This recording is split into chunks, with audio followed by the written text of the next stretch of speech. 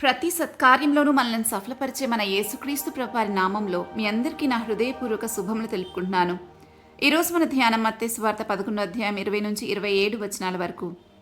20 నుండి 24 వచనాలు ఒకసారి చదివితే, పిమ్మట ఏ ఏ పట్టణంలో ఆయన విస్తారమైన అద్భుతములు చేసెనో ఆ పట్టణంలో వారు మారుమనసు పొందకపోవటం వలన ఆయన వారిని ఇట్లు గద్దింపసాగెను.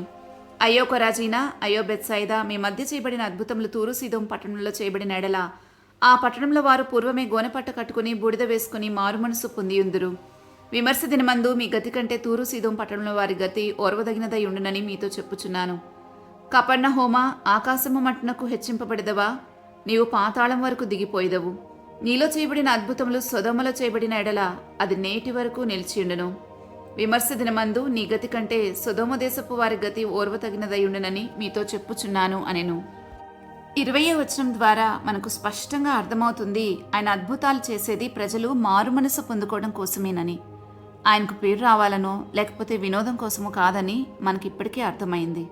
మారుమనసు పొందుకుని వారిని చూసి ఆయన గద్దిస్తున్నారు. ఏమనంటే, పాత నిబంధనలో కొన్ని ప్రాంతాలున్నాయి, అవి దేవుని ఉగ్రతకు గురి అయి నశించిపోయాయి. వాటిల్లో తూరు సీదోము సొదొమ పట్టణాలు ఉన్నాయి. ప్రభు అంటున్నారు, మీ మధ్యలో చేసిన అద్భుతాలు వారి మధ్యలో నేను చేసినట్లయితే వారు ఎప్పుడో తమ మనసును మార్చుకుని నశించిపోకుండా ఉండేవారు అని.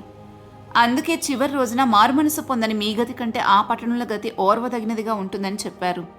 మరి అంతే కదా, ఎవరైతే ఎక్కువగా పొందుకుంటారో వారే ఎక్కువగా లెక్క చెప్పవలసి ఉంటుంది. ఇది మనం సామాన్యంగా అర్థం చేసుకోవచ్చు. దేవుడు మన జీవితంలో గొప్ప కార్యాలు చేశారంటే మనం మనసు మార్చుకుని దేవుని వైపుకు తిరుగుతామనే, ఆయన వాక్య ప్రకారం బ్రతుకుతామనే. ఎందుకంటే అన్నిటికన్నా ముఖ్యమైనది మన యొక్క ఆత్మ. ఒక వ్యక్తి మనసు మార్చుకుని పాపక్షమాపణ పొందుకుంటేనే ఆత్మ తిరిగి జన్మిస్తుంది. లేకపోతే మన ఆత్మ ఎప్పటికీ దేవునితో ఉండలేదు, శాశ్వతంగా దేవునికి దూరమైపోతుంది. ఇప్పుడైతే మనం శాశ్వతంగా దూరం అవ్వలేదు. ఈ శరీరంలో బ్రతికినన్ని రోజులు మనకు అవకాశం ఉంది పాపక్షమాపణ పొందుకోవడానికి, దేవునితో కలిసి ఉండడానికి. కానీ మన జీవం ఎప్పుడు పోతుందో, దేవుని రాకడ ఎప్పుడొస్తుందో మనం చెప్పలేం. అందుకే ఏ రోజు మనకి శుభవార్త అంటే పాపక్షమాపణ పొందుకోవచ్చనే వార్తను మనం వింటామో వెంటనే మనసు మార్చుకుని పాపక్షమాపణ పొందుకోవాలి. అందుకే యేసుక్రీస్తు ప్రభు వారి దృష్టి ఎప్పుడు కూడా మారు మనసు మీదనే ఉంటుంది. ఎందుకంటే ఆయన ఎవరికి శాశ్వతంగా దూరంగా ఉండడానికి ఆయనకైతే అస్సలు ఇష్టం లేదు. ఇప్పుడు 25, 26 వచనాలు చదువుదాం. ఆ సమయమున యేసు చెప్పినదేమనగా, తండ్రి, ఆకాశమునకు భూమికిని ప్రభువా, నీవు జ్ఞానులకును వివేకులకును ఈ సంగతులను మరుగు చేసి పసిబాలులకు బయలుపరిచినావని నేను స్తుతించుచున్నాను.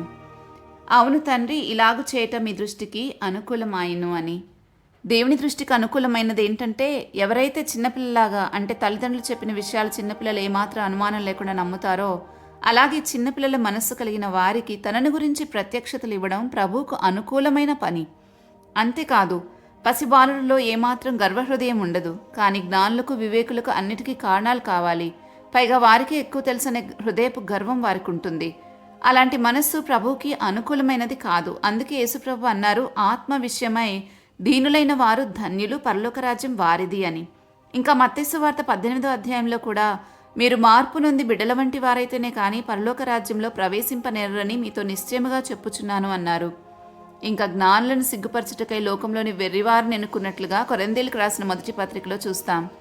అందుకే ఆత్మ విషయమైన గొప్పవారు ధన్యులు అని చెప్పలేదు, కానీ దీనులైన వారు ధన్యులు అని చెప్పారు.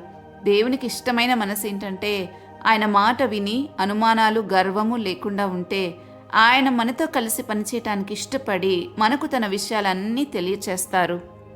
27వ వచనాన్ని చూస్తే, సమస్తమును నా తండ్రి చేత నాకు అప్పగింపబడి ఉన్నది. తండ్రి గాక ఎవడను కుమారుని ఎరుగడు, కుమారుడు గాకను కుమారుడెవనికి ఆయన బయలుపరచ ఉద్దేశించునో వాడుగాకను మరి ఎవడను తండ్రిని ఎరగడు. ఈ వచనాన్ని మనం అర్థం చేసుకోవడానికి ప్రయత్నం చేస్తే మనకు అర్థమయ్యే మొట్టమొదటి విషయం ఏంటంటే, సమస్త అధికారం యేసుక్రీస్తు ప్రభువుకు అప్పగించబడింది. కాబట్టి దైవ ప్రత్యక్షతను ఇచ్చే అధికారము యేసుప్రభుకి మాత్రమే ఉంది అన్న సంగతి ఈ వాక్యంలో మనకి స్పష్టంగా తెలియజేయబడుతుంది. కొలస్సీయులకు రాసిన పత్రిక 2వ అధ్యాయం 9వ వచనంలో, ఏలయనగా దేవత్వం యొక్క సర్వ పరిపూర్ణత శరీరంగా క్రీస్తునందు నివసించుచున్నది అని చదువుతాం. దేవుని బయలుపరిచే అధికారము యేసుప్రభుకి తప్ప మరెవ్వరికీ లేదు. ఈ వాక్యం ద్వారా మనం అర్థం చేసుకుంటుంది ఏంటంటే, యేసుక్రీస్తు ప్రభు ఎవరికైతే దేవుని సంగతులు తెలియచేయ ఉద్దేశిస్తారో వారు తప్ప ఎవరు దేవుని గురించి తెలుసుకోలేరు. ఈ మాట వినినప్పుడు మానవ మనసుకు ఏమనిపిస్తుందంటే, ఆయనకు ఎవరికి తెలియచేయాలనుకుంటే వారికి కదా తెలియచేసేది, మనమెందుకు ఇంత కష్టపడాలి అని. అయితే ఇది అర్థం చేసుకోవటానికి ఇంకొక వచనాన్ని మనం చదివితే అప్పుడు సరైన రీతిలో సత్యాన్ని అర్థం చేసుకోగలుగుతాం. యోహాను సువార్త 18:38 ప్రభు అంటున్నారు, సత్య సంబంధి అయిన ప్రతివాడు నా మాట వినును అని. ఇది కూడా యేసుప్రభు చెప్పిన మాటే.